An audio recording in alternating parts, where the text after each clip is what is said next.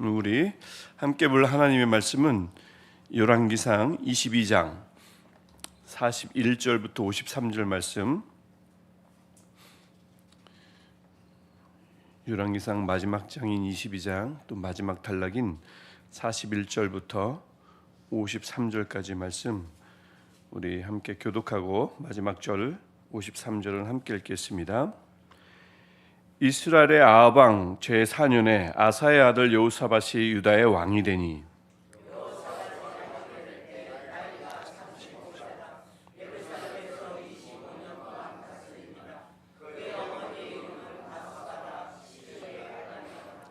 여호사밧이 그의 아버지 아사의 모든 길로 행하며 돌이키지 아니하고 여호와 앞에서 정직히 행하였으나 산당은 폐하지 아니하였으므로 백성이 아직도 산당에서 제사를 드리며 분향하였더라. 여호사밧의 남은 사적과 그가 부린 권세와 그가 어떻게 전쟁하였는지는 다 유다 왕 역대 지략에 기록되지 아니하였느냐.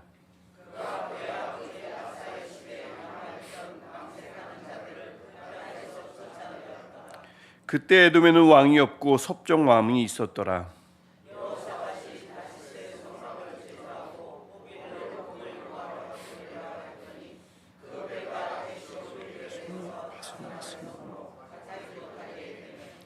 아합의 아들 아하시아가 여호사밧에게 이르되 내 종으로 당신의 종과 함께 배에 가게 하라 하나 여호사밧이 허락하지 아니하였더라. 여호사밧이 그의 조상과 함께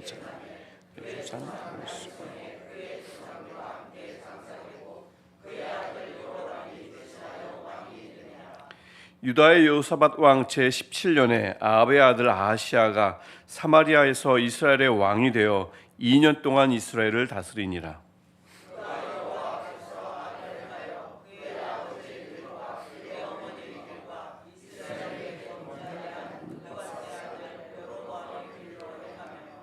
바알을 섬겨 그에게 예배하여 이스라엘의 하나님 여호와를 노하시게 하기를 그의 아버지의 온갖 행위같이 하였더라.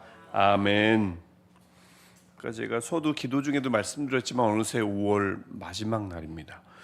이번 달은 올해 들어서 유독 다른 달보다도 굉장히 빨리 간 달이 아닌가 싶습니다. 5월은 뭐 어린이주일, 어버이주일도 있었고 스승의 주일도 있었고 뭐 그러면서 또 지난 주일에는 우리 온 가족 한마음 축제도 있었고 이런 좀 행사가 있어서 그런 건지 아니면 가정의 달이어서 그런 건지 저만 그런가요? 5월이 굉장히 빨리 제가 나이가 조금씩 먹어가서도 빨리 하는 건가요? 5월은 이상하게 빨리 갔습니다. 가만히 돌아보면 5월 한 달도 우리 열왕기상에서도 수시로 나왔던 어떤 고백 중에 하나지만 하나님의 눈길과 마음이 쭉 머물렀던 한 달이 아닌가 싶습니다. 동일하게 우리 삶에 머물렀던 그 하나님의 눈길과 마음이 6월 한 달도 늘 그대로 이어지기를 또 그 하나님의 눈길과 또 손길을 또 하나님의 마음을 늘 확인하는 또 목격하는 우리가 되었으면 좋겠습니다. 그래서 특별히 힘들 때 어려울 때 하나님은 어디 계신가? 하나님은 왜 나를 이런 상태로 내버려 두시는가? 왜 상황은 아무런 변화가 일어나지 않는가 싶을 때마다 하나님의 마음이 있고 하나님의 손길이 있고 숨결이 있음을 다시 한번 깊이 확인하는 또 6월 한 달이 됐으면 좋겠어요. 저도 그렇고요. 그 오늘 본문은 이제 새롭게 왕이 된 남유다 왕, 그다음에 북이스라엘 왕 두 왕을 소개하는 마지막 장의 마지막 단락입니다. 각각 기록하고 있죠. 먼저 이제 아합 왕에 관한 이야기가 끝나자마자 이제 남유다의 새로운 왕, 즉 여호사밧의 행적을 기록하는 본문이 41절부터 50절까지의 말씀입니다. 그는 아버지 아사도 굉장히 선왕이었는데 남유다에는 총 한 8명의 선한 왕이 있다고 하죠. 근데 이제 그 중에 아사 왕이 있고 그러니까 솔로몬 이후로 르호보암 이후로 그래서 이 아사 왕처럼 아버지 아사처럼 여호사밧도 선한 왕이었음을 우리 43절을 보면 알 수가 있습니다. 아사의 모든 길로 행했고요. 돌이키지 않았습니다. 즉 여호와 앞에서 그리고 정직히 행했습니다. 43절에 열왕기상의 평가입니다. 여호사밧이 25년 다스렸다고 했습니다. 25년 다스렸으니까 아사가 41년, 여호사밧이 25년 하면 총 몇 년이죠? 25 더하기 41은 66년입니다. 66년 동안 이스라엘은 평화로운 시대를 보냈어. 제법 긴 기간이죠. 66년이면 제법 긴 기간. 남유다는 평화로운 시절을 보냈습니다. 그 여호사밧이 어떤 업적을 했길래요? 44절을 보니까 늘 남유다와 북이스라엘은 싸움이 끊이지 않았었거든요. 근데 싸움이 끊이지 않더니 관계를 원만하게 화평하게 만들어 놓고 쭉 유지시켰습니다. 북이스라엘과 화평을 유지했다.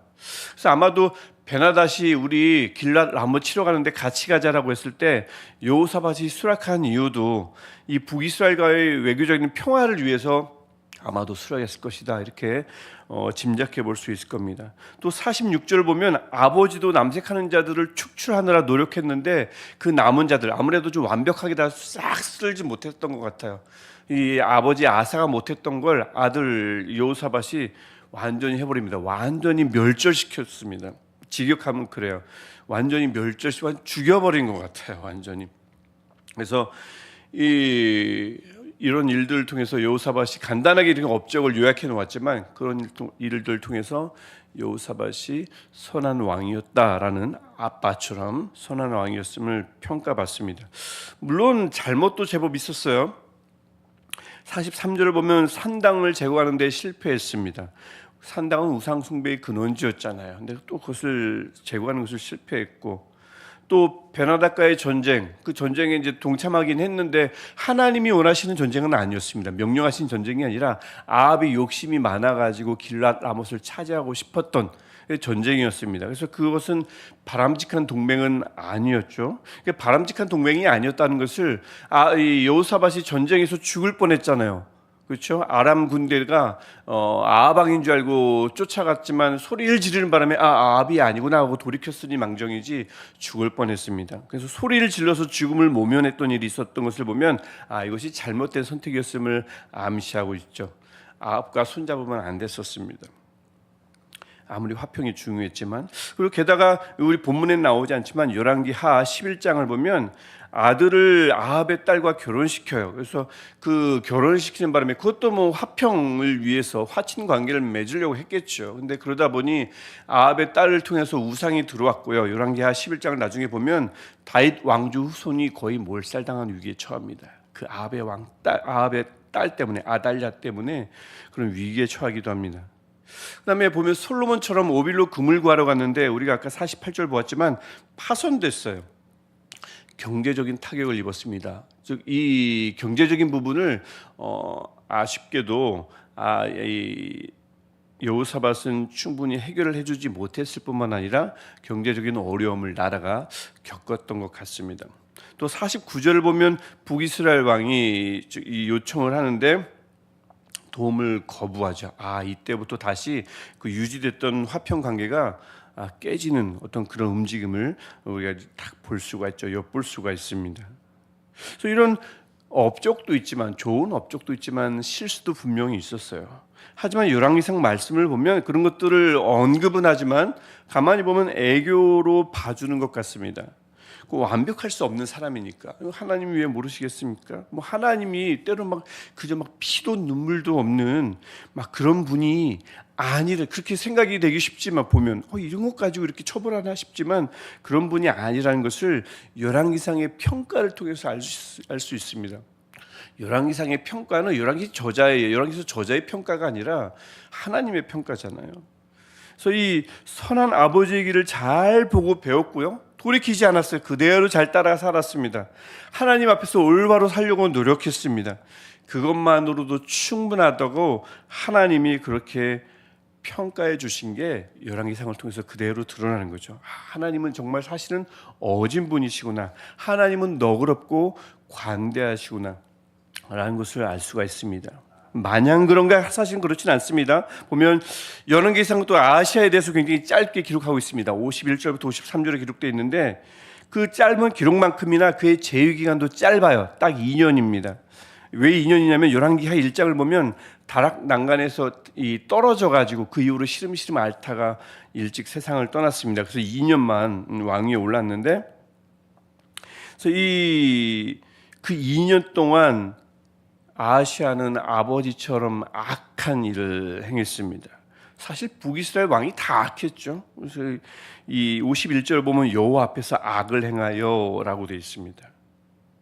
그래서 52절 보면 무슨 악을 행했는가? 아합의 길을 따랐다, 어머니의 길을 따랐다, 여로보암의 길을 따랐다 이렇게 나오는데, 여로보암은 아시다시피 금송아지 베들과 단에 세웠죠. 아무나 제사장 세웠죠. 절기 맘대로 막 만들어서 지켰죠. 그 여로보암의 짓까지 그대로 따라했다는 겁니다. 거기다 보통 왕이 누구의 길을 따랐다고 할 때 어머니의 길을 따랐다는 말은 안 나오는데, 여기 어머니의 길을 따랐다는 표현이 있죠. 어머니가 누굽니까? 이세벨입니다. 이세벨이 얼마나 악했는지 그 표현까지 여기다 언급해가지고 그 악한 이세벨의 길을, 그 삶을 그대로 따라갔다고 얘기합니다. 그렇다면 바알 숭배는 불보듯 뻔했던 거죠. 어머니를 따라서 바알을 숭배했겠죠. 아니나 다를까 53절을 보면 바알을 섬겼다고, 예배했다고 나옵니다. 그래서 하나님을 노하시게 했다고 53절이 정확하게 기록하고 있습니다. 어찌 보면 아니 어떻게 하나님을 섬기는 이스라엘 백성이 쉽게 바알을 섬길 수 있었을까 싶지만, 사실 뭐 아시는 분은 아시겠지만 바알은 당시에 최고의 신입니다. 가장 유명한 신이요, 가장 많은 사람이 섬겼던 신입니다. 풍요의 신이잖아요. 사람들이 지금도 마찬가지지만 풍요로움, 행위, 성공, 축복, 이거 거부하기 쉽지 않은 것 아니겠습니까? 근데 풍요, 성공하면 무조건 바알이었어요. 그런 시대였습니다. 바알에 비하면 여호와는 상대적으로 덜 유명한 신이에요. 그러니 당시 사회는 어떤 사회냐면, 고대 근동 사회는 바알만 섬기면 풍요와 성공이 보장된다는 시대였습니다. 그리고 그런 사례가 왜 없었겠어요? 사례가 있으니까. 바알을 섬겼는데 성공했다더라, 풍요롭게 산다더라, 이런 사례가 있으니까 섬기지, 전혀 아무런 사례가 없으면 사람들이 져버렸겠죠. 근데 그런 사례가 어쩌다 보니 맞아 떨어진 건데, 마치 바알이 줬다는 신념이 고대 사회잖아요. 뭐 뉴스가 있겠습니까? 정확한 보도가 있겠습니까? 소문이 막 나면 믿는 거죠. 그런 사회 아니었겠습니까? 그러다 보니 바알을 섬기면 성공할 수 있다, 풍요로울 수 있다, 그게 상식이던 시대죠. 그러니까 엘리야가 갈멜산에서 뭐 바알 선지자들을 막 물리치고 바알에게 큰 망신을 줬지만 그걸로는 역부족이었던 거예요. 얼마나 이 많이 전체에 퍼졌는지 말이죠.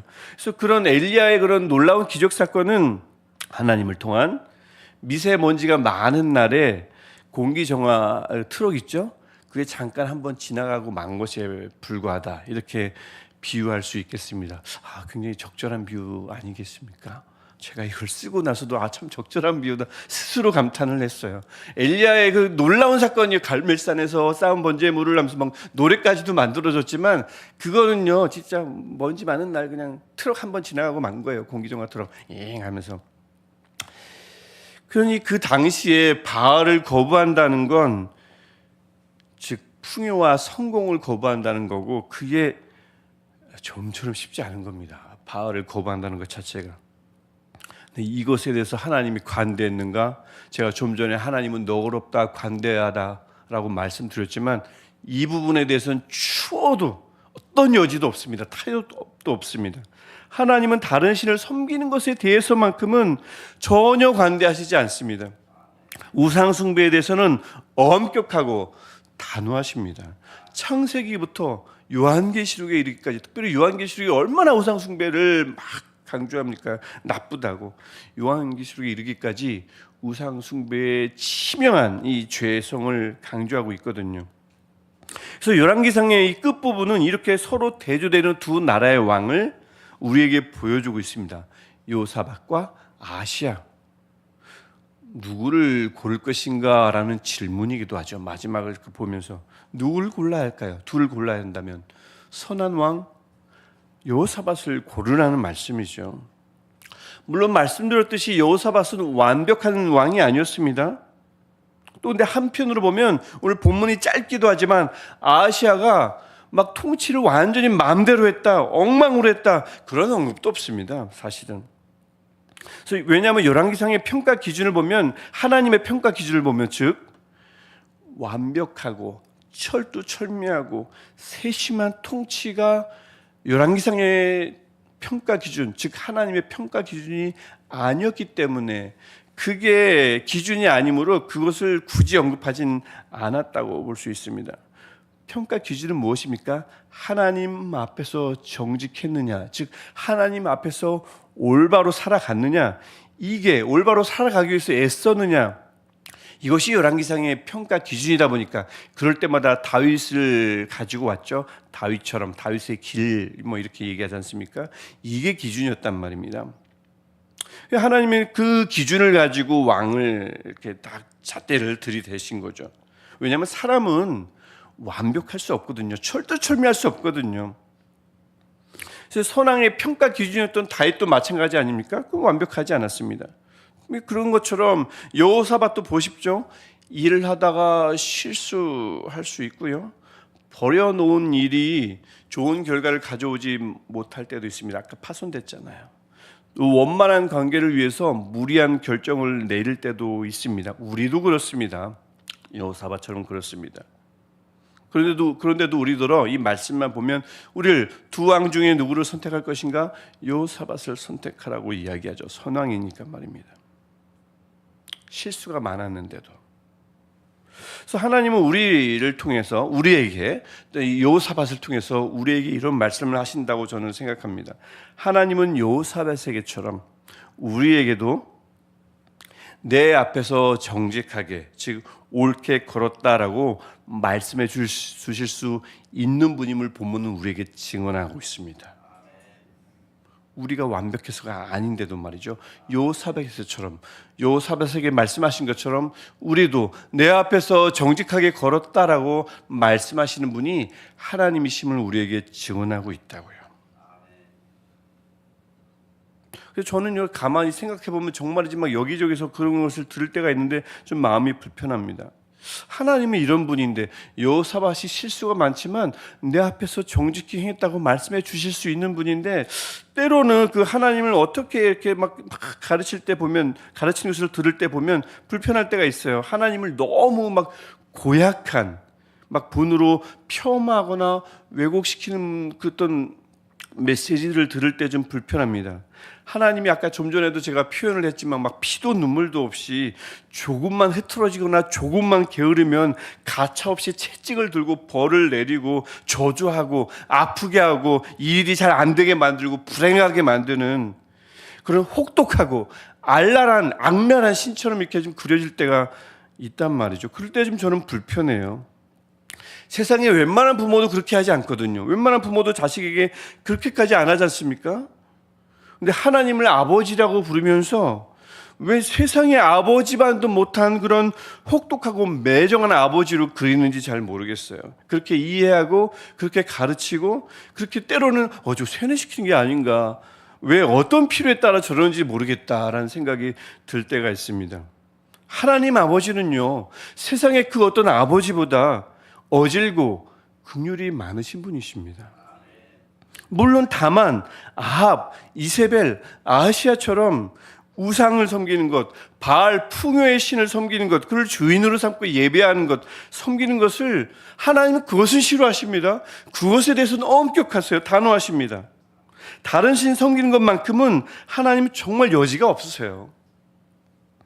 물론 뭐 요즘은 다행이다, 바알이 없으니까 괜찮겠거니 싶지만 풍요를 신처럼 섬기고 주인으로 삼기 쉬운 시대가 또 요즘 시대가 아닌가 싶습니다. 바알을 섬기진 않지만 여전히 풍요를 신으로 삼고 섬긴다면 똑같은 바알 숭배가 될 수 있다고 생각하는데 하나님은 그것만큼은 싫어하시죠. 그래서 아무리 요즘 바알이라는 언급은 잘 나오진 않지만, 바알 신은 섬기는 사람들이 없지만 바알이라는 신 자체는 그것만 조심하면 되죠. 하나님을 마치 그 저급한 풍요의 신찜으로 둔갑시키지만 않으면 됩니다. 그럼 하나님이 거기에 대해서만 엄격하시기 때문에 그 부분만 조심하면 되죠. 그래서 우리가 하나님을 너무 왜곡시켜서는 안 된다, 하나님을 너무 혹독한 신으로 너무 가르쳐서는 안 된다는 생각이 종종 들 때가 있습니다. 어떤 필요에 의해서 저렇게 하나님을 무서운 신으로만, 늘 막대기를 들고 때리는 신으로만 가르치실까? 참 애매할 때가 있습니다. 오늘 본문이 우리에게 보여주듯 요사밧을 향한 또 아시아를 향한 하나님의 말씀이 우리에게 말씀하듯 어떻게든 우리가 다른 신 섬기는 거예요. 풍요를 주인으로 삼는 거예요. 이것만 잘 피하고요. 거부하고요. 아무리 풍요가 좋아 보여도, 아무리 성공이 그럴듯해 보여도 이것만큼은 내가 신으로 섬기거나 그것에 내가 목매이지 않고요. 이것만 거부하고요. 하나님 앞에서 정직하게 살려고, 하나님 앞에서 옳게 살아보려고, 부족하지만 완벽하진 않지만 그렇게 애쓴다면 여전히 우리는 열등감이 있을 수 있고 단점도 많고 실수도 하죠. 잦습니다. 전혀 완벽하지 않습니다. 허점투성이입니다. 하지만 그렇게 하나님 앞에서 정직하게 올바로 살려고 그럼에도 불구하고 애쓴다면 어질고 긍휼이 많으신 하나님은 우리더러 충분히 괜찮은 사람이다 평가하실 줄 믿습니다. 내 앞에서 옳게 걷고 있다라고 말씀해 주실 줄 믿습니다. 일어나지 못했어? 어제는 기도했는데 오늘 기도하지 못했어? 너 일이 잘 되나 봐라. 네 삶이 잘 되나 봐라. 자녀가 잘 되나 봐라. 네가 건강하나 봐라. 이런 분이 아니라고요. 우리 하나님은 그런 분이 아니라고요. 요사밧을 향해서 내 앞에서 정직하게 옳게 행했다라고 말씀해 주시는 어진 분이시라고요. 오늘도 우리가 그런 긍휼이 많으신 너그러우신 하나님을 만나며 함께 동행하며 그분과 함께 살아가는 오늘 또 우리 남은 여생 되시기를 주님의 이름으로 정말 간절히 축복합니다. 제가 기도하겠습니다. 요사밧을 향해서 내 앞에서 정직하게 걸었다 행했다라고 말씀해 주신 하나님이 우리의 하나님이신 줄 믿습니다. 우상 숭배만큼은 바알의 신을 섬기고 예배하며 그를 주인으로 삼은 것만큼은 엄격하게 금지하고 있는 하나님이 우리의 하나님이신 줄 믿습니다.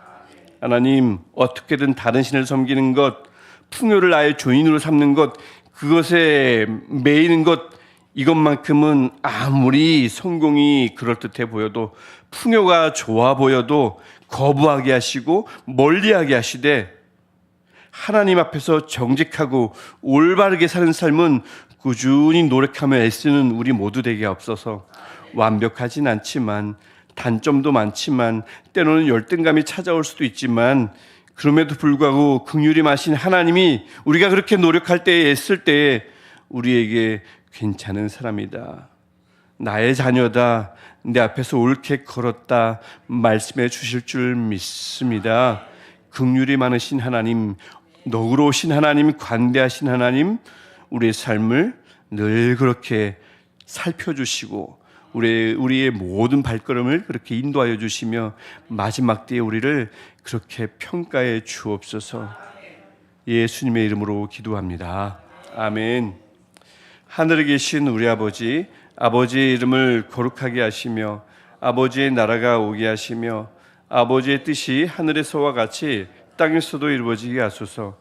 오늘 우리에게 일용할 양식을 주시고 우리가 우리에게 잘못한 사람을 용서하여 준 것 같이 우리 죄를 용서하여 주시고 우리를 시험에 빠지지 않게 하시고 악에서 구하소서. 나라와 권능과 영광이 영원히 아버지의 것입니다. 아멘. 오늘도 우리 긍휼이 많으신 하나님 아버지께, 하지만 우상 숭배는 너무나 싫어하시는 하나님 아버지께 우리 순전한 하나님의 향한 사랑과 우리 믿음을 담아서 간절히 기도하시다가 집으로 자유롭게 돌아가시겠습니다. 하나님, 할렐루야. 전능한